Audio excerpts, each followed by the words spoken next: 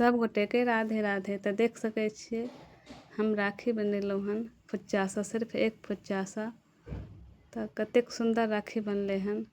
ज़्यादे मेहनत नहि छै एहिमे, सामान भी कम लागै छै। तऽ चलू झटपट से राखी बनाबी।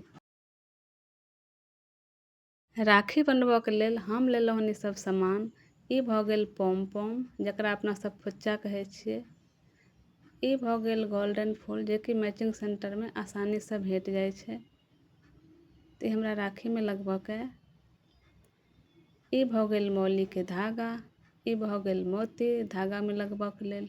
ई भऽ गेल कार्डबोर्ड, जकरा अपना सब कोड कहै छी। ई भऽ गेल अस्तरके कपड़ा। तऽ चलू आब हम राखी बनेनाइ शुरू करी। मौली वाला धागा हम सुईमे डालि लेलहुँ हन। तऽ देख सकै छियै। तऽ सुईके सहायता से मौलीमे एक एक मोती फिरोयब। तऽ अहाँ सब देखू।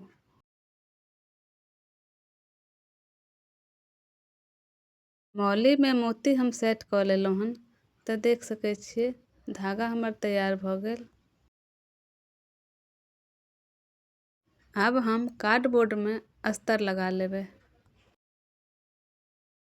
अस्तर हमरा एके साइडसँ लगबैके छै, दोसर साइडसँ हम राखी सेट करब।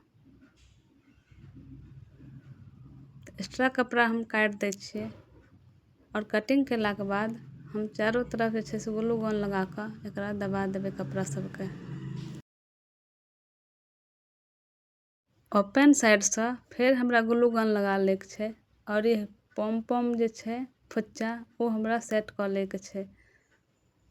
फिर हम बीचमे भी डोरी लगा देबै, मोतीके बराबर कऽ कऽ बीच सेंटरमे। डोरी हमर लागि गेलै। आब हम लगायब गोल्डन फूल। एकरा दबा दै छियै बढ़िआँसँ।